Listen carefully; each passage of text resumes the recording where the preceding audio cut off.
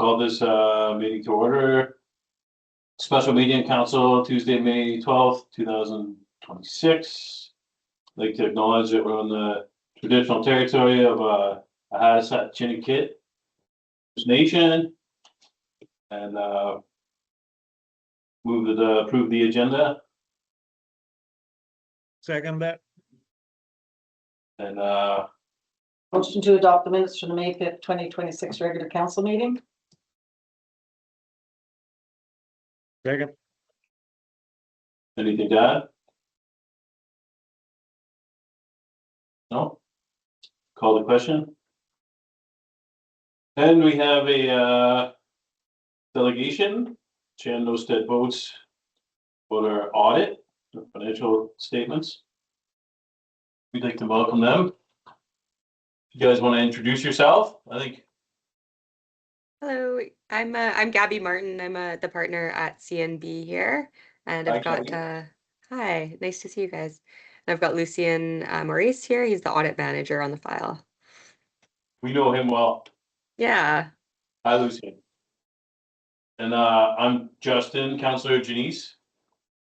And Councillor Lewis, Barb Lewis. Hi, nice to meet you. Yeah. Whiskey Sour Ron here. Hi, Ron. Hi. Would you like us to go ahead with our presentation? Yeah, is there anything you want to say before you start, or are you ready to dive in? Yeah, we can dive right in. Awesome. Yeah, we're ready to go. Yeah, just starting out, thanks again for another great year, and a thank you to Pete and Alana as well. They're always very helpful and able to answer our questions really quickly, and always a pleasure to work with. So we're grateful for the relationship with them and the village as well. So I'll dive into, I'll share my screen here.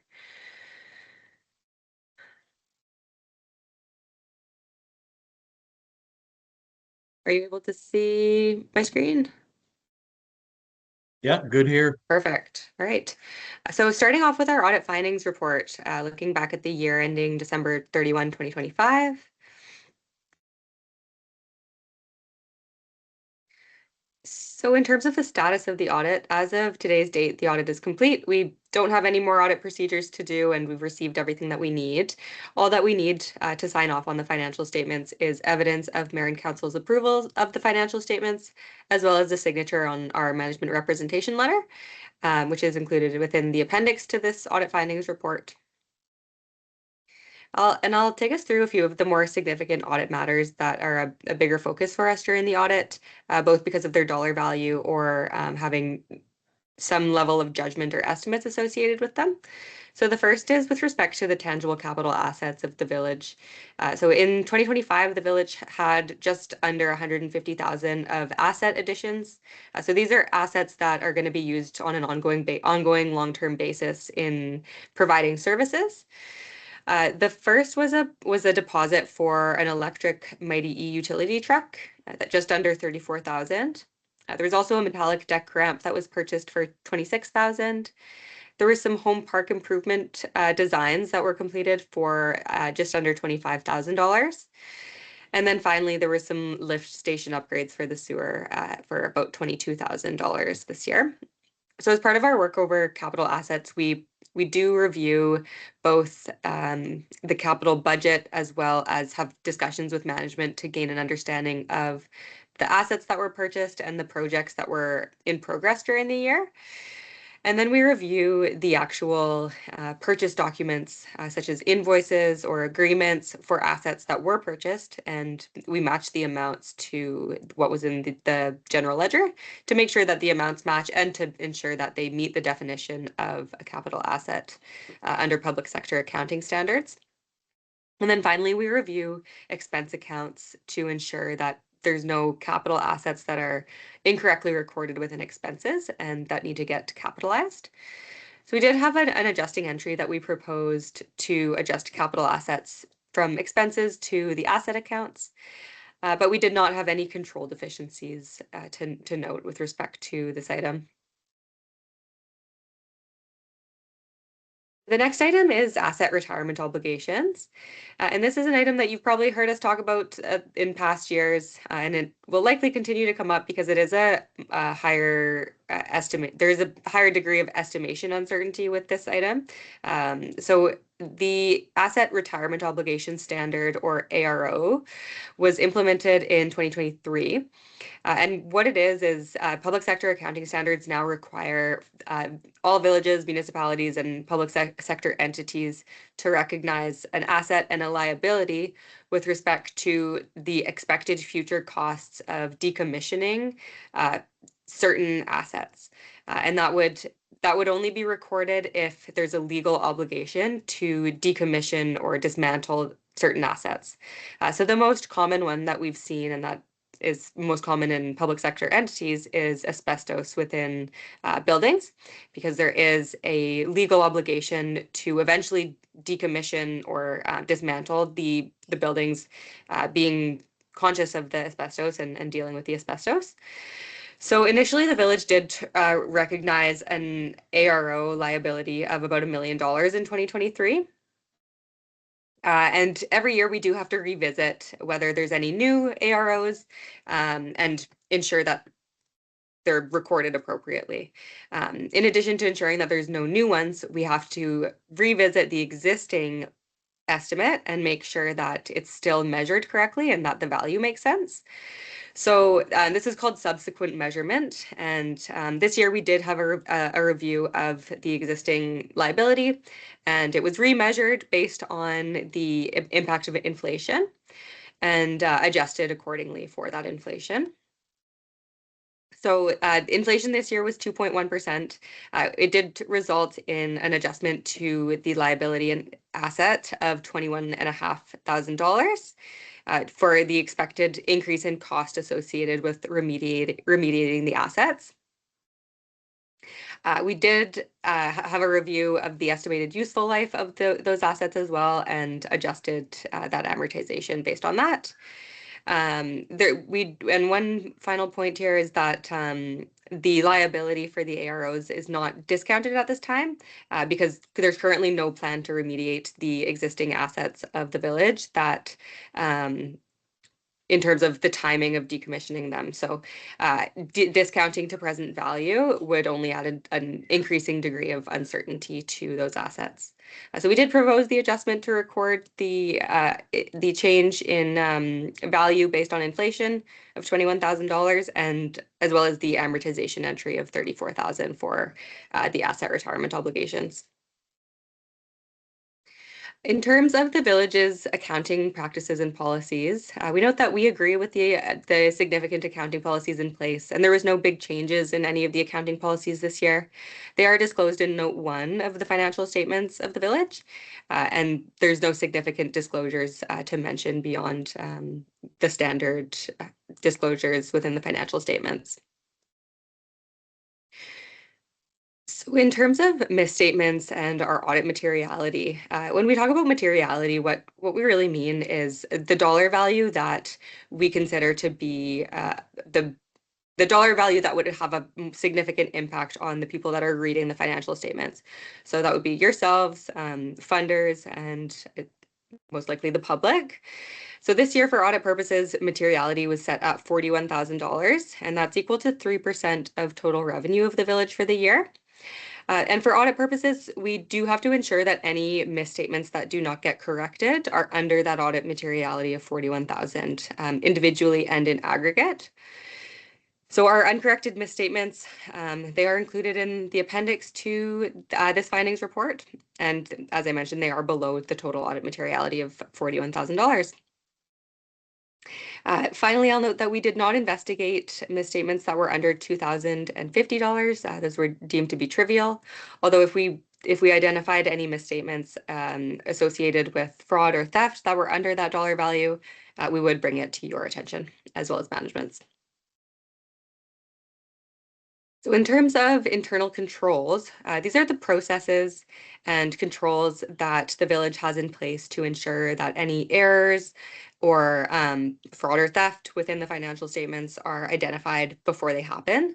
So checks that occur on a day-to-day basis to catch any errors.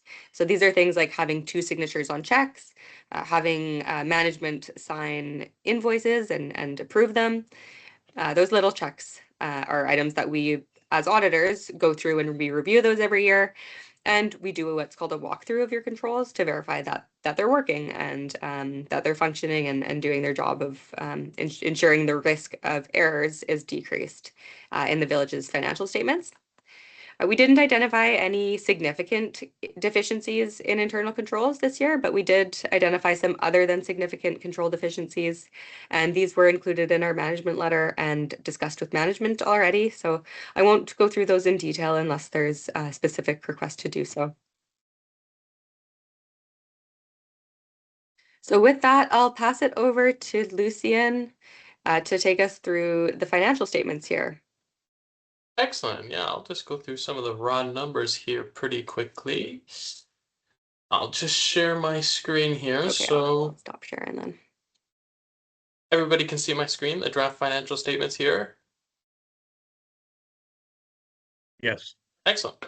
Yeah, so the first page I'd just like to highlight is our independent auditor's report, specifically our opinion. So our opinion on the audit, specifically in this paragraph, is that in our opinion, the village's financial statements present fairly in all material respects the financial position of the village as at December 31st, 2025. So this is known as a clean audit opinion. So what it pretty much means is after our audit procedures, we discovered nothing untoward, and it is the best opinion that you can have because after our audit procedures, we think our opinion is the financial statements herein reflect the true financial position of the village. So we are issuing a clean audit opinion. This is the statement of financial position, otherwise known as the balance sheet of the village, but I'll just scoot past it just for a second here to the statement of operations. So the annual surplus of the village of the year, the village did have a surplus of around 87K. This is a decrease of around 281K as compared to prior year, which is nothing to be ashamed of. Actually, it's just a testament of how many projects were actually completed by the village in the prior year. So some of the decreases that we would like to highlight is that there is just a 450K decrease in revenue, and that really came from this line item right here, government transfers and grants, specifically the grants. So there's a 415K decrease in the grants, and this was kind of shared over kind of a large area. There was 144K decrease in the climate action funds that were provided to the village because last year the village completed its rockfall mitigation project. There's also 80K that was one-time funding last year for the Lot 501 feasibility study, which was conducted. And there's also a 50K decrease in the small communities grant that we were able to see, and 140K in housing funds, LGIH fund that was used for the community plan. So in tandem with that decrease in revenue, we also see a decrease in expenditures that the village had, specifically these general government and these transportation services department. So there's a 167K decrease in expenditures as compared to the prior year, and that was really primarily due to the general government and administration decrease in expenditures. We've seen 116K decrease in professional fees because of that one-time community plan that was performed during the prior year, as well as the Lot 501 feasibility study by Maquinna.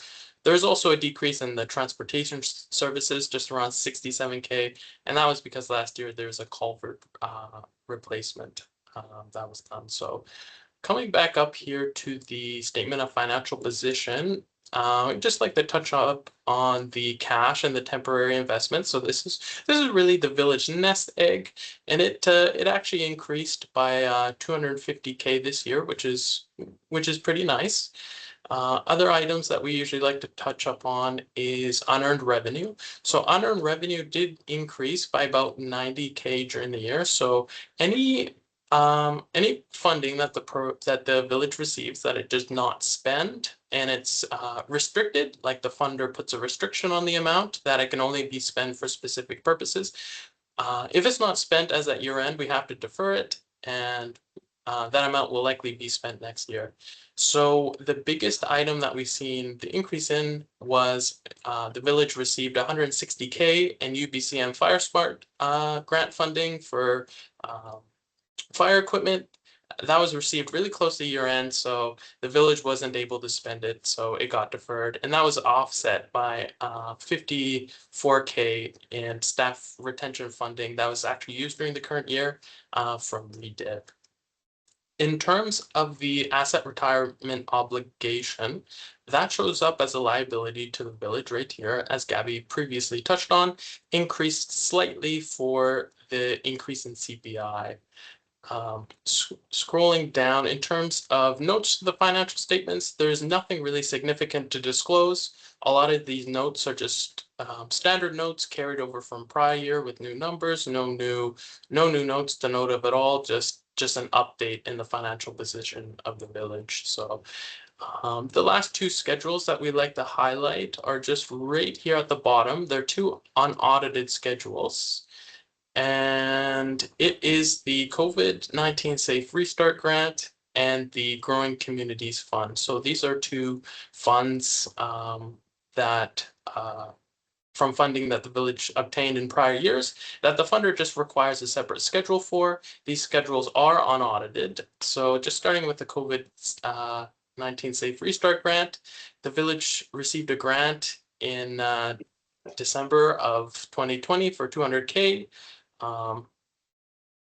Last year carry forward, so at the end of 2024, the village had 120K to carry forward for that. Eligible costs included this year were the RCMP office and residence repairs, fire hall repairs, mobile home park repairs, and village museum repairs. So it was spent on a lot of repairs during the current year. 37K. So as at December 31st, 2025, out of these COVID-19 Safe Restart funds, the village still has 83K left to spend for future periods. And then down to the Growing Communities Fund. This fund required a separate bylaw to set up by the funder. And it can really, its nature,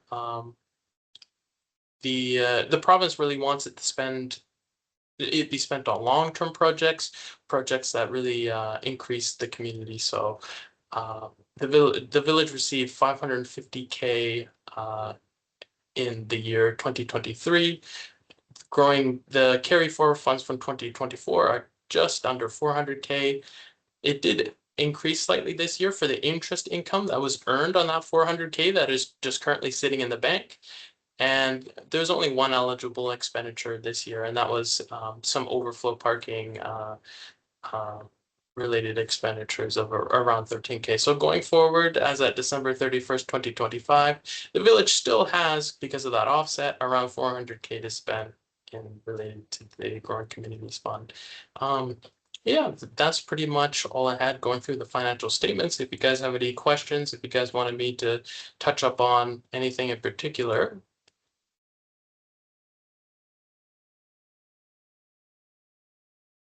I take that as a no. I don't think there's anything here. Looks good to me. Counselor Deck, Looks good to me.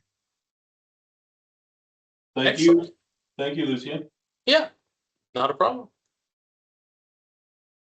Okay, so sorry, no questions? I don't think so. Awesome. Thank you. Great. Alrighty. Okay. So we will get back to you after this meeting, I guess, and let you know how things go. Sounds great. Yeah, we I can think it might connect go with. it might go pretty smoothly. Perfect. Thank you. Thank you. Thanks Ms. very Martin. much.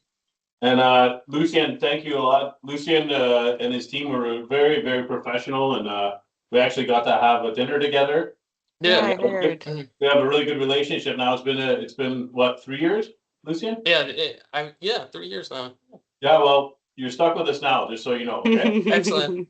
Okay, That's That sounds great. good. thanks for Yeah, your time. thank you. Thanks for your hospitality for our team while they're up there. Okay, Perfect. Oh, good. Thanks. Have a you. nice Guys. over and out. Have a great night. Bye. Have a good one. You guys.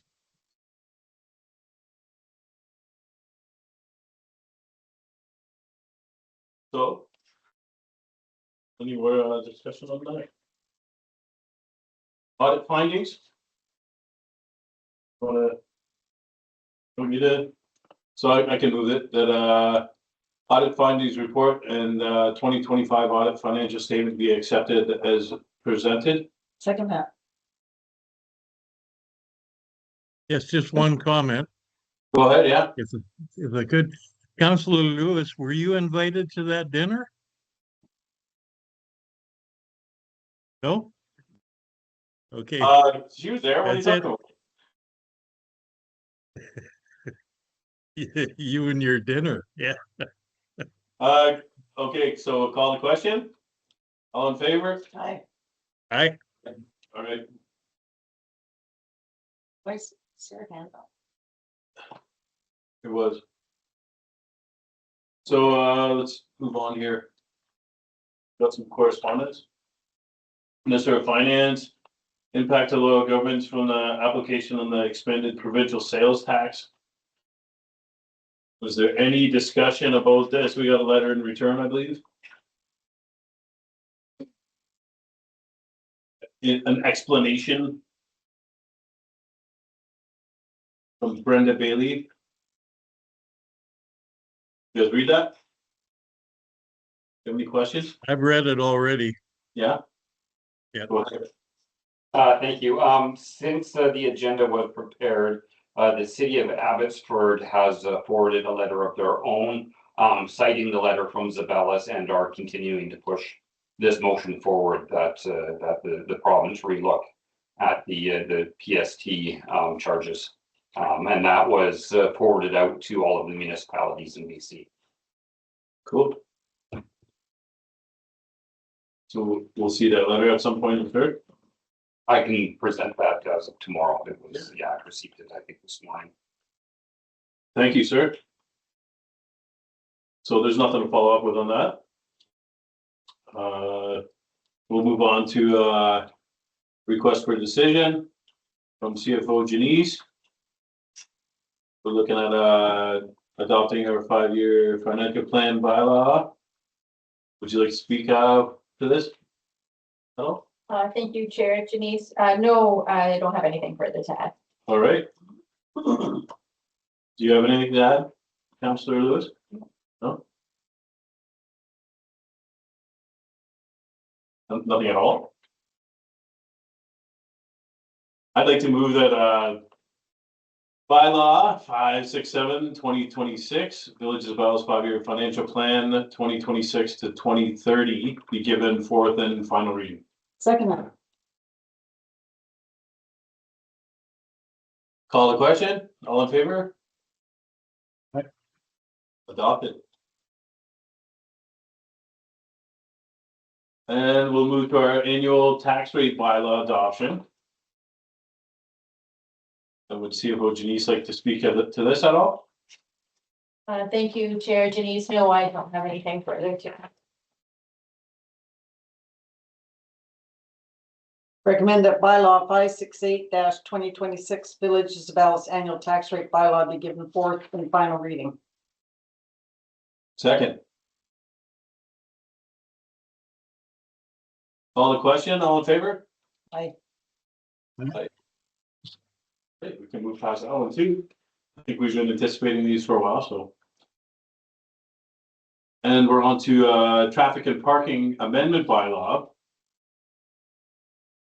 We're in a similar place with. Did staff want to speak to this? Nothing further, thank you. No.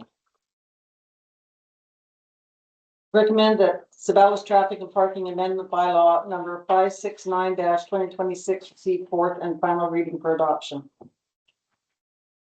Second. And we'll call a question on that. All in favor? Aye. Aye. Aye. And I'll move that council go in camera under community charter section 92BB, the consideration of information received and held in confidence relating to negotiations between municipality and other local governments or between another local government and a third party. Second that? Call the question, all in favor? Aye. Aye. Aye. There's nobody here from the public, so Motion to adjourn. motion, I'll second that one.